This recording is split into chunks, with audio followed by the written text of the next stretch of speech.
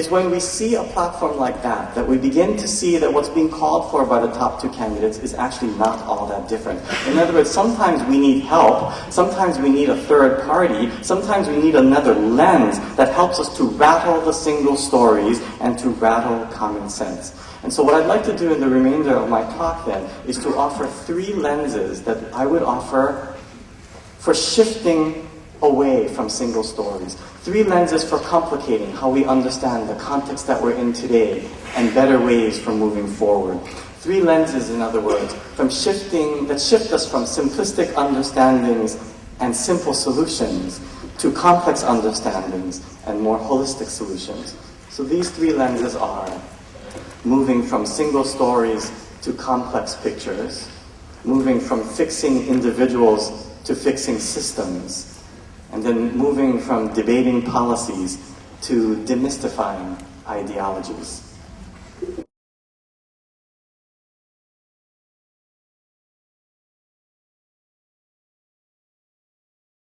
So first, from shifting from single stories to complex pictures.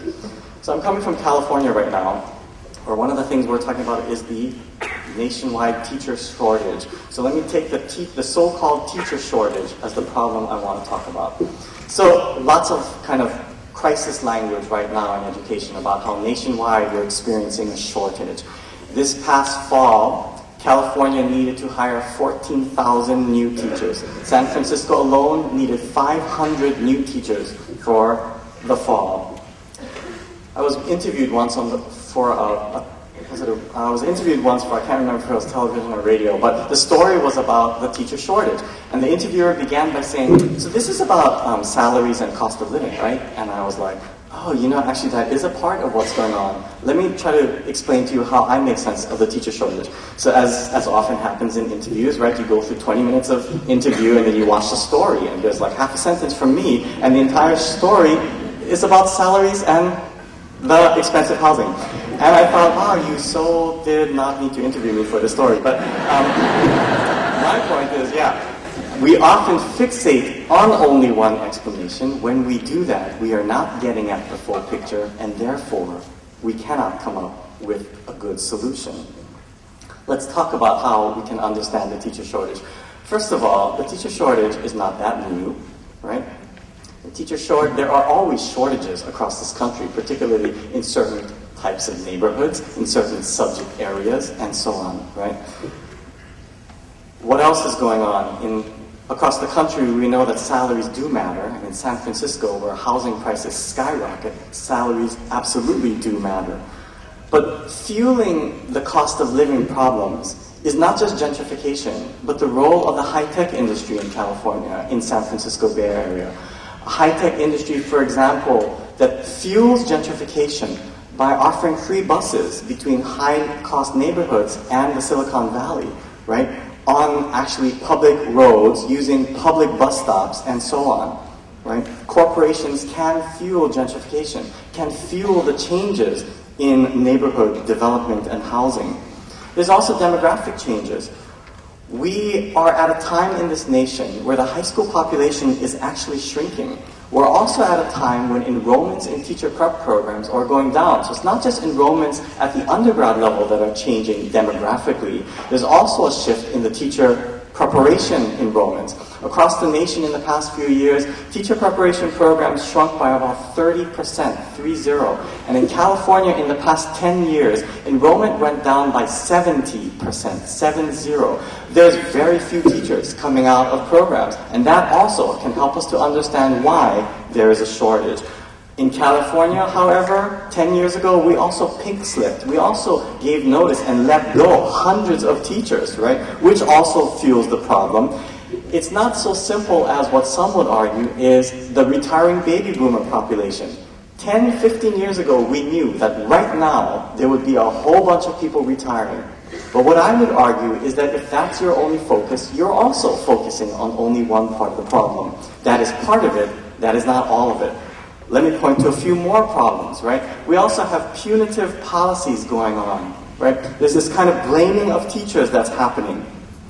There's restrictive policies that really prevent teachers from teaching. When I talk to teachers who are leaving the profession, they're not actually saying to me that they're leaving because the salaries are too low. That's part of it. But a lot of teachers, especially teachers for social justice who I talk to, are telling me that they're leaving because they feel like with the reforms going on right now, they can't really teach. It's really hard to do social justice teaching in this era of scripted curriculums, high-stakes testing, and punitive policies, right?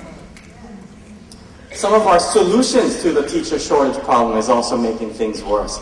We're replacing teachers who have 2 or 3 decades in the classroom with teachers who promise to stay only about 2 or 3 years. And then we wonder why the revolving door is increasing and we're seeing even more and more shortages every year. And let's add to that even more. This is a profession that historically is defined by colonialism, by heteropatriarchy. I think of the great work of the scholar Erica Miners, who talks about the role of teaching, how the symbol of the teacher was a highly racialized, gendered image, right, that embodied this colonizing heteropatriarchal role that schools were supposed to be serving. And it's not surprising then, with this as the history, we create policies that compel a white female teaching force through racialized gendered policies, practices, and cultural norms. This is the teacher shortage. It is a combination of all of this, of capitalism, of demographic changes, of deprofessionalization, of the demonizing of teachers, of neoliberalism, of colonialism, of heteropatriarchy, and if you focus on only one aspect of the problem, you're not getting at the full picture, and there's no way you can get at a better solution.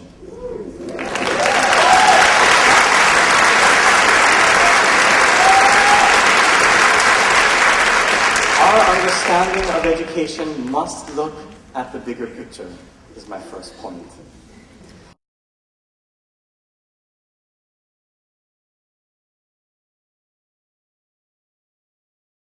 The second lens I want to get at is shifting from fixing individuals to fixing systems. So let me again talk a little bit about California, because we're in a drought. And I don't know if it's the worst drought in history, but it's certainly the worst in our history of water restrictions, right? How we use water.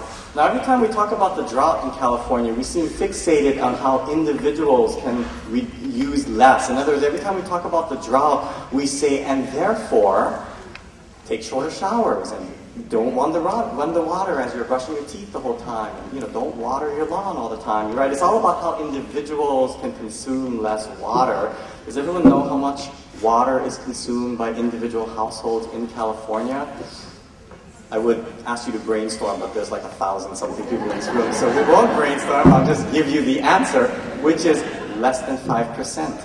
So less than 5% of water usage in California is accounted for by individual households. Where else is the water being used? Well, there's about, I can't remember, but there's about, 10 or 12% is being used on almond production, one of the most highly water-intensive crops out there. About 15% is on alfalfa production.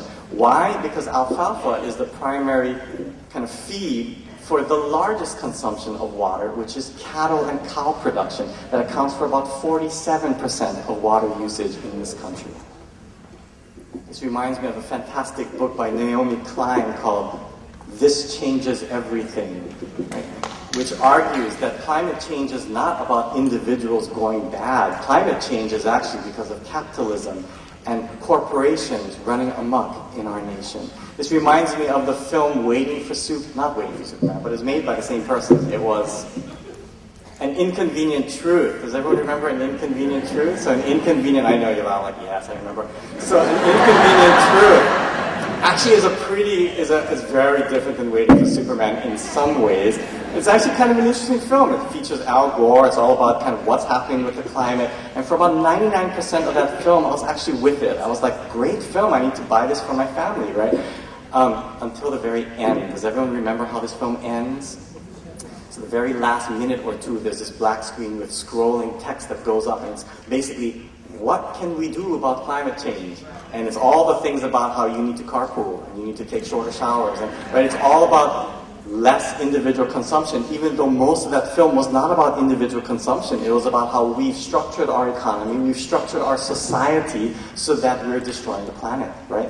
In other words, there's debates, there's these topics that we pick on where we define the problem solely in terms of the individual. We're not looking at structures, we're not looking at systems. And what I would argue is that when we individualize the problem, we're actually masking what's really going on, right? That's happening with the drought, that's happening with climate change, it's also what's happening in education. There was this great study that was done where they kind of talked to people about how do you understand education, how do you make sense of education? And what people would say is that when they think about education, when the words education and schooling comes to mind, there's a particular visual image that comes to mind. And it's the visual image that looks sort of like this, that education is where there's someone at the front, the teacher, who is teaching a whole bunch of people sitting down and listening and absorbing. This is the image that comes into people's minds when you talk about school and education. And so it's not surprising then that when you start talking about the problems in education, or the failures of education, that the problem and the failure gets mapped onto the embodiment of education, the teacher. In other words, how we talk about problems in education is a highly individualized discourse, right? We're not getting at the systems. And this translates into education policy. Think about current debates about teacher evaluation, right? Merit pay schemes and all these things that are all about whether or not a student test score is going up. In other words, how do we talk about teacher effectiveness? We look at individual output. We look at individual performance. And same with these horrible kind of regulations that just came out from the Department of Education about teacher prep programs. So not only do they say the way you evaluate teachers is you look at whether or not the student test scores have gone up. They now want to say, how do you evaluate the programs that prepared those teachers? You need to track them for 3 years and see whether or not their student test scores are going up. And if your graduate test scores are not going up, that means your program is not effective. And what's the consequence? That institution is at risk of losing Title IV federal student financial aid, right? This despite that there's no science that backs up the idea that the way you evaluate a teacher is whether or not test scores are going up, much less the ways that you evaluate a program is whether or not their graduates are raising test scores. What are alternatives to high-stakes testing, alternatives to merit pay, alternatives to value-added modeling, alternatives to these problematic teacher prep regulations? It's a conceptual shift from the individual to the system. You know, when the federal government 2 years ago first proposed these regulations, a bunch of teacher educators were saying, this is not how we should evaluate teacher prep programs. We shouldn't look at whether or not their graduates are raising test scores. We should actually look in a more complex way at student learning. Let's look at portfolio assessments of the students to see whether or not they're learning. And I would say it doesn't matter what instrument you choose to figure out whether or not their students are learning. You are still buying into the story that the way you evaluate a teacher prep program is you look at individual performance.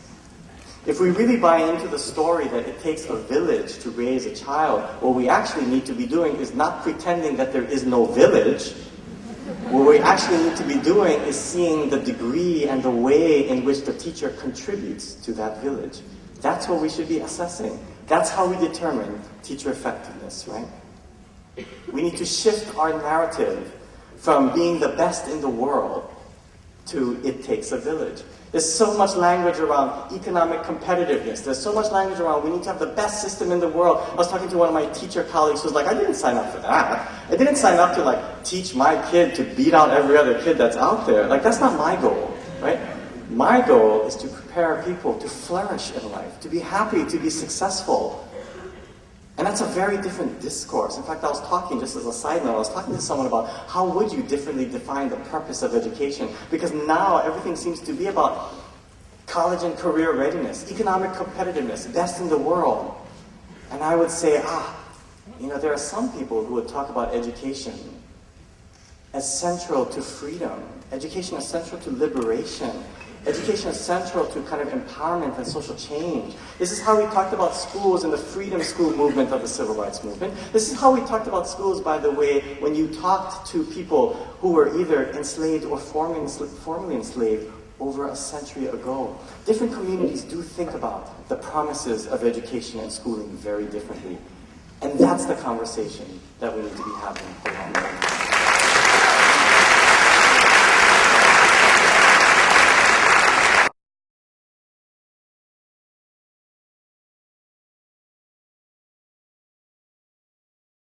So finally then, the third point I want to make is that we need to shift from debating policies to demystifying ideologies. And here, let me talk about the one the one policy issue that I said already that Trump and Clinton agree on, and that is choice and charter schools. Let's try to complicate how we think about choice, and the way that I want to do that is by pointing to perhaps an unlikely suspect. Let me say a little bit about international economic policy, because here is where we begin to see some very interesting origins of our reliance on choice. So, during the Cold War, right, the US dominated many of the global financial institutions, and led by thinkers from the University of Chicago, the United States began to put forward a policy for what economic development should look like in struggling nations. So in the 40s, but particularly 50s and 60s, and this is documented in the great books by things like Shock Doctrine by Naomi Klein, or the great works by Noam Chomsky and folks like that, what they point to is how nation after nation, as they were facing economic turmoil, they turned to the global financial institutions like the World Bank and International Monetary Fund and even the US Treasury, and all of these institutions would say, we'll give you some financial assistance if you radicalize your markets. In other words, if you move your economy to a free market system, right? You deregulate, in other words. And what we see time and again is that this so-called radical deregulation led to a greater wealth gap than ever before. Greater poverty and greater concentrated wealth in country after country where this was happening, right?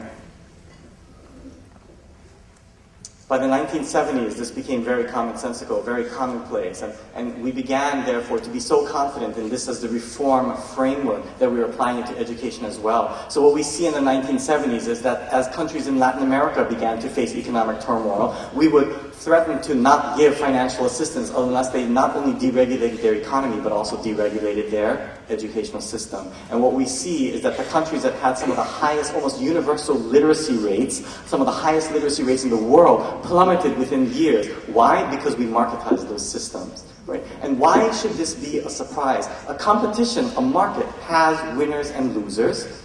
And we should therefore expect that if you marketize a system, you are necessarily creating a system where there will be losers, and there will be a lot of them. Now, in the United States, what gives the muscle behind what will become this neoliberal ideology is a movement. Because this is how I began my talk, right? Ideas don't become commonplace because you have some great leader pushing it. Ideas become commonsensical because there's a social movement behind it. And what was the social movement that drove these kinds of ideologies? It was the movement that took birth in the early 1970s in this country, and that is the conservative movement, right? And the conservative movement built up this incredible framework of think tanks and foundations and advocacy arms and media arms, because they knew that their job was not merely to change policy, it was to change how we think, and they wanted to structure that kind of conceptual change. Now, the conservative movement in this country, we know, was a response to the civil rights movement. What they saw is that decades of organizing not only shifted public consciousness, but it changed law and policy, right? And so the goal was to create a social movement that would similarly change law and policy. And by the 1980s, these ideas of kind of deregulation and so on became so commonplace that there's a name for it. We call it the Washington Consensus, right? Which means that both political parties, Democrats and Republicans, believed that neoliberal thought was the way to restructure any system, economic, education, healthcare, and so on.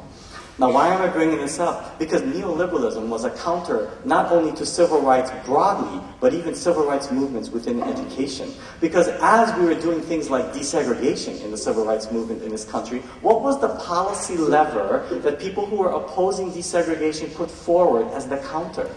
It was school choice, right? It was during the civil rights movement that many were saying, we don't need mandatory desegregation programs, we just need school choice programs. Because if you have school choice, that will naturally desegregate things, right? Even though what we see time and again is that school choice programs can actually exacerbate segregation.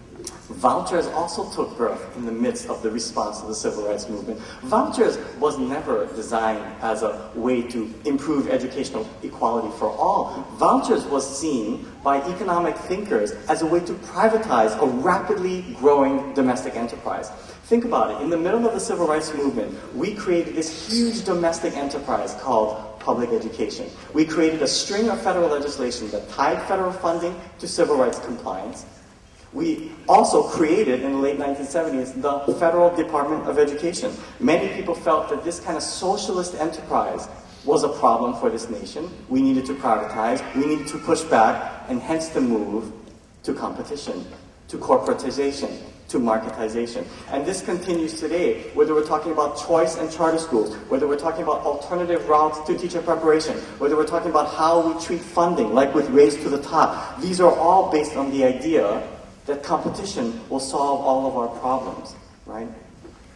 And in fact, it's also tied in with the idea that there should be deregulation, there should be less. But I like to remind people that with so many kind of oppressive movements, the story is not so simple. Neoliberalism isn't really about deregulation. Free markets aren't really about deregulation. Free markets are about deregulating in some ways, but highly regulating in others to ensure that the 1% continues to stay at the 1%. So think about so many neoliberal policies like charter innovation. There's great charter schools out there. I'm not actually dissing all charter schools. What I'm saying is that we can't rely on the fracturing of a public school system to solve all of our problems. And how does that play out with neoliberal ideology? Well, it plays out when you see that neighborhood public schools are over-regulated, while charter schools are under-regulated. University teacher prep programs are over-regulated, but alternative routes to teacher preparation are under-regulated. There are so many examples of these things that are contradictions, and what I would argue is that they're not mistakes. This is how oppression works. It works through masking contradiction. And when you mask contradiction, you oversimplify the debate. And that is why the debates about charter schools, the debates about Teach for America, seem to be fixated on, well, aren't there some good charter schools? Aren't there some good graduates from Teach for America? And the answer is yes, there are. There are some awesome charter schools. There are some awesome graduates from Teach for America. But my focus is not on the individual. My focus is on what this does to the system, and that should be the focus of our debate. So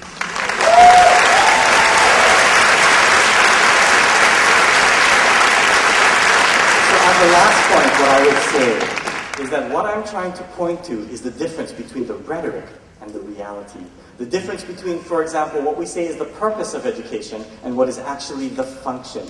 We often talk about how the purpose of education is equal educational opportunity, is leveling the playing field, is preparing everyone to succeed. But what we have to remind ourselves of is that public education in this country was never actually created for everyone. It was created for the most elite, and as we were forced to integrate more and more students, we just came up with more and more ways to divide and sort them. The purpose of education might be equal educational opportunity, but the function has historically been to socialize and sort. This is how mass schooling works in nations around the world, right? So our job isn't to try to reclaim some mythical past. Our job is to dive into that contradiction, is to insist that we work that contradiction to see whether the possibilities for education can come to life. The possibilities that maybe we haven't even yet realized, the possibilities that we haven't even yet dreamt of, can they come to life? And shouldn't they come to life with the social movements that we build? Schooling is a site of contestation, and that is why I'm so thrilled to be here in Portland, where I see youth leading struggles for ethnic studies. I see youth leading walkouts. I see teachers leading protests. This is the power of social movements. This is the power of organizations like this. And this is the power of all of you. I forgot to thank Karina for that awesome introduction. So thank you so much. Thank you, all of you. I look forward to seeing the work